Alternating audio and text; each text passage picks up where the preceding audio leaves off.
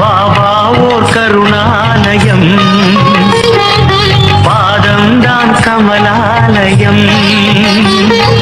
பாபா ஓர் கருணாலயம், பாதம்தான் கமலாலயம். சாயப்பா உறவுகள் அனைவருக்கும் வணக்கம். சாயப்பா மேல் நம்பிக்கை வைத்து அவரை நினைத்துக் கொண்டிருக்கும் உங்கள் அனைவரின் வேண்டுதலையும் சாயப்பா நிறைவேற்றுவார். நல்லதே நினைப்போம், நல்லதே நடக்கும். என்றும் சாயப்பாவின் அருள் உங்களுக்கு இருக்கும். நம் மனதிற்கு இதமான சாயப்பாவின் இன்றைய அருள்மொழியை கேட்போமா? அன்பு குழந்தையே, நீ வெற்றி மேல் வெற்றி பெற போகிறாய். நீ சந்தோஷமாக சீரும் சிறப்புமாக வாழப் போகிறாய். என் துணை என்றும் உனக்குண்டு. எல்லாம் இருந்தும் தோற்றவர்களும் இங்கு இருக்கிறார்கள். எதுவும் இல்லாமல் வென்றவர்களும் இங்கு இருக்கிறார்கள். ஒன்றே ஒன்றுதான் அவர்களை பிரித்து காட்டுகிறது. அதுதான் அவர்களுக்கு வெற்றியை பெற்று தருகிறது. அது நம்பிக்கை, தன்னம்பிக்கை. மன அழுத்தத்தோடு சிந்திக்காதீர்கள். அது ஒருபோதும் வெற்றியை தராது. புன்னகையோடு சிந்தித்து பாருங்கள். புது அறிவு பிறக்கும். வெற்றி பெறுவீர்கள். வெற்றி மகிழ்ச்சிக்கு முக்கியமல்ல, மகிழ்ச்சியே வெற்றிக்கு முக்கியம். நீங்கள் செய்வதை நீங்களே விரும்பினால் வெற்றி நிச்சயம். வெற்றி என்பது வளர்ந்த மரம் போல். விதையை தூவிய மறுகணமே மரத்தை எதிர்பார்க்காதீர்கள். வெற்றியை தேடி பயணிப்பவன் தேய்ந்து போகலாம். பொறுப்பை சுமந்து பயணிப்பவன் தோற்பதில்லை. ஒவ்வொரு நாளையும் தொடங்கும் பொழுது நீங்கள் எதை பற்றிய எண்ணங்களால் அந்த நாளை தொடங்குகிறீர்கள் என்பதில் மிகவும் கவனமாக இருங்கள். உங்களது இன்றைய எண்ணங்கள் நாளை உங்கள் வாழ்வாக மாறும். அறியாததை செய்வதை விட அறிந்ததை சிறப்பாக செய்யுங்கள். செயலை செய்வதென்றால் உலகில் உங்களை விட சிறப்பாக செய்ய முடியாத அளவுக்கு சிறப்பாக செய்ய முயற்சி செய்யுங்கள். இன்று நினைத்ததை இன்றே செய்து விடுங்கள். நாளை என்று நாட்களை கடத்தி விடாதீர்கள். நாளை வேறொருவன் சிறப்பாக செய்து விடுவான். முடிந்தால் நாளை செய்ய வேண்டியதை இன்றே செய்து முடித்து விட்டால் வெற்றி நிச்சயம். உன்னை வழிநடத்தி உன் கவனத்தை அதில் திருப்பி வெற்றி பெற செய்வேன். நன்றாக ஞாபகம் வைத்துக்கொள்.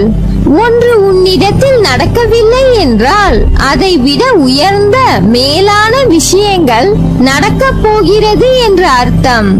அதனால் நீ எதற்கும் பயப்படாதே, கலங்காதே. உன்னில் நிச்சயம் வெற்றி என்ற தீபத்தை நான் ஏற்றுவேன். நீ உன்னில் பார்க்கும் அனைத்துமாய் அகிலத்தின் ரூபமாய் உனக்கு நான் இருப்பேன். உன் நம்பிக்கை, பொறுமை, எதையும் எதிர்நோக்கி தாங்கும் உணர்வு, உன் பலம், உன் விசுவாசம் எவ்வளவு உன்னதமானது என்பதை நான் அறிவேன். அதனால் எல்லாம் சரியாகிவிடும். எதற்கும் அஞ்சாதே. உன்னோடும் உன் குடும்பத்தோடும் நான் இருக்கிறேன். வாழ்க்கை என்னும் பாதையில் பெரிய குழியில் தடுக்கி விழுந்தாலும் அத்தோடு நம் கதை முடிந்தது என்று கருதாமல் குழியில் இருந்து மேலே வருவது எப்படி என்று எண்ண வேண்டும். இடையூறுகள், ஐயப்பாடுகள், துன்பத் துயரங்கள் போன்றவை எல்லாம் மனித வாழ்வில் வருவது இயல்பானதுதான். ஆனால் சிலர் அதில் துவண்டு வாடிவிடுகிறார்கள். அப்படிப்பட்டவர்கள் தோல்வி பெறுவது தவிர்க்க முடியாதது. ஆனால் வெற்றியாளர்கள் எத்தகைய இக்கட்டான சூழலையும் கடந்து போய்விடுவார்கள். எதையாவது சாதிக்கும் முயற்சியில் இறங்கினால் தடைகள் உறுதியாக குறுக்கிடத்தான் செய்யும். எல்லோருக்கும் இப்படி நேர்ந்திருக்கும். ஆனால் அந்த தடைகள் நாம் பயணத்தை நிறுத்திவிடக் கூடாது. பாதையில் சுவர் குறுக்கிட்டால் ஓட்டத்தை நிறுத்திவிட்டு திரும்பி போக கூடாது. அதை தாண்டி போவது எப்படி என கண்டுபிடிக்க வேண்டும். வெற்றி எல்லாம் எடுத்தவுடன் கிடைத்து விடுவதில்லை. இடையிடையே தடைகள், மனசோர்வை உண்டாக்கக்கூடிய நிகழ்வுகள், இன்ன பிற சிக்கல்கள் எல்லாம் ஏற்படும். அதனால் தளர்ச்சி கொள்ள கூடாது. நமக்கு ஏற்படும் தடைகள் தான் நம்மை நின்று நிதானித்து சிந்திக்க செய்கிறது. அடுத்த அடியை எப்படி எவ்வளவு அழுத்தத்தோடு எடுத்து வைக்க வேண்டும் என்பதற்கு அத்தகைய தடைகள் கூட நமக்கு தேவைதான். வெற்றி பெறுபவர்களை கேட்டு பாருங்கள்.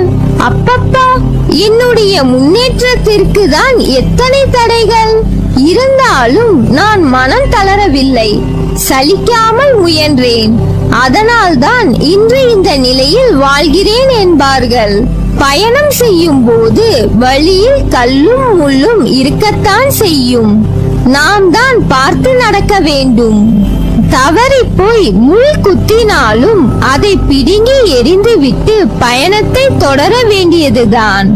அதற்காக அங்கேயே அமர்ந்து விடுகிறோமா என்ன? நம்மை தொல்லைகள், துன்பங்கள், தடைகள் குறுக்கிடும் போது துவண்டு விடாதீர்கள். அதுதான் வாழ்க்கை என்று உங்கள் திறமைக்கு நீங்களே முற்றுப்புள்ளி வைக்காதீர்கள். அதையும் மீறி நம்மால் முடியும், எதிர்கொள்ள முடியும் என்று மன உறுதியுடன் சிகரத்தை நோக்கி சலிப்பின்றி பயணம் செய்யுங்கள். தோல்வியாளர்களிடமிருந்து வெற்றியாளர்கள் சில விஷயங்களில் தனித்து நிற்பதால் தான் வெற்றியாளர்களாக உருவாகின்றனர். தோல்வி அடைபவர்கள் ஒரு விஷயத்தை செய்ய வேண்டும் என்று நினைப்பார்கள், ஆனால் செய்ய மாட்டார்கள். அல்லது எதை செய்யக்கூடாது என நினைக்கிறார்களோ அதனை செய்வார்கள். வெற்றியாளர்கள் எதை செய்ய நினைக்கிறார்களோ அதனை செய்து முடிப்பார்கள். அதே போல செய்ய வேண்டாம் என்று முடிவெடுத்தால் கண்டிப்பாக அதை செய்ய மாட்டார்கள். தோல்வியாளர்கள் ஒவ்வொரு வாய்ப்பிலும் பிரச்சனையை பார்ப்பார்கள், ஆனால் வெற்றியாளர்கள் ஒவ்வொரு பிரச்சனைகளையே வாய்ப்பாக பார்ப்பார்கள்.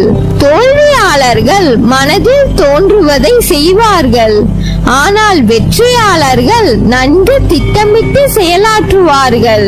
தோல்வியாளர்கள் அடுத்தவர்கள் வழிமுறைகளை நிராகரிப்பார்கள். ஏனெனில் ஏற்றுக்கொண்டால் அவர்களை விட நாம் தாழ்ந்தவர்கள் ஆகி விடுவோமோ என்று எண்ணுவார்கள். ஆனால் வெற்றியாளர்கள் அடுத்தவர்களின் வழிமுறைகளை ஏற்றுக்கொள்வார்கள். ஏனெனில் அதிலிருந்து அவர்கள் புதிதாக கற்றுக்கொள்ள தயாராக இருப்பார்கள். தோல்வியாளர்கள் முதல் தோல்வியிலேயே அம்முயற்சியில் இருந்து வெளிவந்து விடுவார்கள்.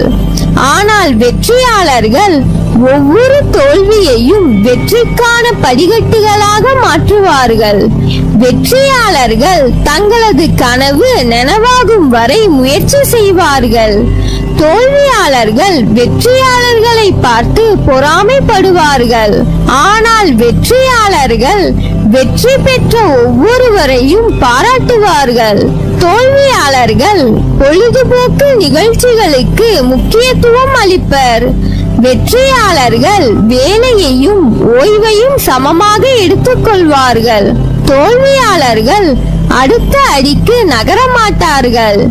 ஏனெனில் அடுத்தது என்ன ஆகுமோ என்று பயம் அவர்களை சூழ்ந்திருக்கும். வெற்றியாளர்கள் தங்கள் எதிர்மறை எண்ணங்களை தவிர்த்துவிட்டு அடுத்த கட்டத்திற்கு செல்வதையே சிந்தித்துக் கொண்டிருப்பார்கள். தற்போது நீ வெற்றியாளரா இல்லை தோல்வியாளரா என்பதை உன் மனம் உணர்த்திவிட்டதா? நீ வெற்றியாளர் பட்டியலில் இருப்பின் உனது செயலை தொடர்ந்து சிறப்பாக செய். இல்லையெனில் வெற்றியாளர்களாக மாறுவதற்கு வெற்றியாளர்களை பின்தொடர முயற்சி செய். எனவே வாழ்வில் வெற்றி பெற உன்னை மாற்றிக்கொள். நம்பிக்கையோடு நான் கூறும் வார்த்தைகளை பின்பற்று. நான் பார்த்துக் கொள்கிறேன், நல்லதே நடக்கும். நீ என் பரிபூர்ண அருளும் ஆசீர்வாதமும் அன்பும் பெற்ற என் செல்ல பிள்ளை.